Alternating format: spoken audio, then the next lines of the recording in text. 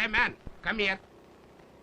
ఊటీలో ఉన్న నా మనవడు చందుని రమ్మని నెల రోజుల క్రితం ఉత్తరం రాసి దాన్ని పోస్ట్ చేయరా అని నీ చేతికిచ్చాను. వేసావా? డబ్బాలో వేసావా అని అడుగుతున్నాను. మాట్లాడబెట్రా. అంటే నేను ఎవరు?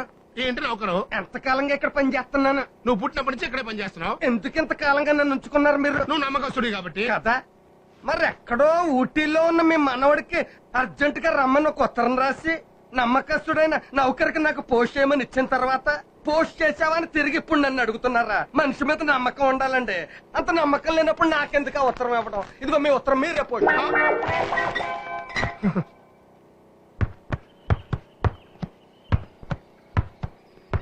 అరే హాయ్, ఏంటి ఇలా వచ్చారు? సరదాగా వచ్చాను. ఓ ఐ సీ. అవును, ఫోన్లో ఏదో ముఖ్యమైన విషయం చెప్పాలన్నారట. అది మీకు ఎలా చెప్పాలో తెలియట్లేదండి. పర్లేదు, చెప్పండి. చెప్తే మీరు ఫీల్ అవుతారు. నేనే ఫీల్ అవ్వను. పర్లేదు, చెప్పండి. చెప్పచ్చు, వదిలేండి. చెప్పేస్తే కన్ఫర్మ్ గా ఫీల్ అయిపోతారు. నేనే ఫీల్ అవ్వనని చెప్తున్నాను కదా. పర్లేదు, చెప్పండి. సరేనండి, సరే. నేను అంత ఫోర్స్గా అడుగుతుంటే చెప్పేస్తాను. ఓకే. Excuse me. ఈ ఫోన్ ఎప్పుడు రావాలా? హలో. హాయ్ చందు, నేను రా తాతయ్యని మాట్లాడుతున్నా. తాతయ్య? మా తాతయ్య is very close. Okay. Excuse me. ఏంట్రా ఊటీ వెళ్ళిపోయి అక్కడో సెటిల్ అయిపోయావు? నువ్వు లేకపోతే నాకు ఎంత బోర్ కొడుతుందో తెలుసా? అసలు నన్ను మర్చిపోయావా ఏంటి? అబ్బే ఏం లేదు తాతయ్య. అది సరే గానీ నీకు గుడ్ న్యూస్ రా. నీ అన్నయ్యకి పెళ్లి ఫిక్స్ అయిపోయింది. ఏంటి, పెళ్లి ఫిక్స్ అయిపోయిందా?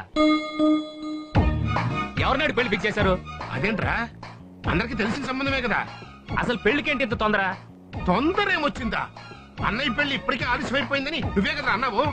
అమ్మాయి నచ్చాలి కదా తాతయ్య. ఏంటి నచ్చాలా? మీ అన్నయ్యకి నచ్చిన పెళ్ళే కదరా. తాతయ్య, ఒకరి మనసులో ఒకరు అర్థం చేసుకోవాలి కదా. కొత్తగా ఇప్పుడు మనసును అర్థం చేసుకోవడం ఏంట్రా? కనీసం నెల రోజులు కూడా పరిచయం లేకపోతే ఎలా తాతయ్య? రేయ్, కొంపదీసి వాటర్ అనుకుని వాట్కా కొట్టేసావా? వాళ్ళు 2 ఏళ్ల నుంచి ప్రేమించుకుంటుంటే ఇప్పుడు నువ్వు కొత్తగా నెల రోజులన్నా పరిచయం ఉండద్దా అంటావేంట్రా? ముక్కు మొహం తెలియని పిల్లని పెళ్లి చేసుకోవడం చాలా తప్పు తాతయ్య. మళ్ళీ పిచ్చెట్రా? మీ అన్నయ్యలు ఎవరు సంజ? ముక్కు మొహం తెలియని పిల్ల అంటావేంటి? నీకు అన్న పిచ్చెక్కిందా లేక నాకు పిచ్చెక్కిందా? ఈ ఫోన్ పిచ్చెక్కిందా? సారీ తాతయ్య, మీరు ఎంతైనా చెప్పండి, ఈ పెళ్లికి నేను ఒప్పుకోనని చెప్పాను కదా. No no no no no, నేను ఫోన్ పెట్టేస్తాను అంతే. చచ్చా, ఏంటండి ఓల్డ్ పీపుల్ మళ్ళీ యంగ్ పీపుల్ ఫీలింగ్స్ అర్థం చేసుకోరేంటి? అసలు మన పెళ్లి విషయంలో, అదే నా పెళ్లి విషయంలో వాళ్ళ పత్రం ఏంటి? పెద్దవాళ్ళు కదా, అన్ని విషయాలు బాగా ఆలోచించి ఉంటారు. ఏంటండి వాళ్ళు ఆలోచించేది? నా డిసిషన్ ఏం అక్కర్లేదా? ఇప్పుడు వైఫ్ అంటే ఎవరండి? Life partner. లైఫ్ పార్ట్నర్ అంటే వైఫ్ అండి. ఇప్పుడు సపోజ్ నేనంటే మీకు చాలా ఇష్టం అండి అనుకోండి. మీరు నన్ను ప్రేమిస్తున్నారు అది అనుకోండి. నన్నే పెళ్లి చేసుకోవాలనుకుంటున్నారు ఇది చేసి అనుకోండి. ఇప్పుడు సడన్ గా మీ వాళ్ళు వచ్చి మీ మ్యాచ్ ని వేరే వాడితో ఫిక్స్ చేశారు. మీరు వెళ్ళి వాడిని చేసుకుంటారా నన్ను చేసుకుంటారు? మీరే చెప్పండి. చెప్పండి. మిమ్మల్ని చేసుకుంటాను. థ్యాంక్స్ అండి.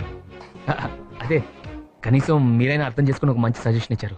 కానీ వాళ్ళు అర్థం చేసుకోలేదే. That's the generation gap between all of us. దానికి all the youngsters are facing lot of problems.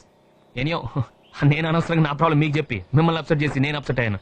I can't handle all this. See you again. మళ్ళీ వచ్చి కలుస్తాను. బాయ్.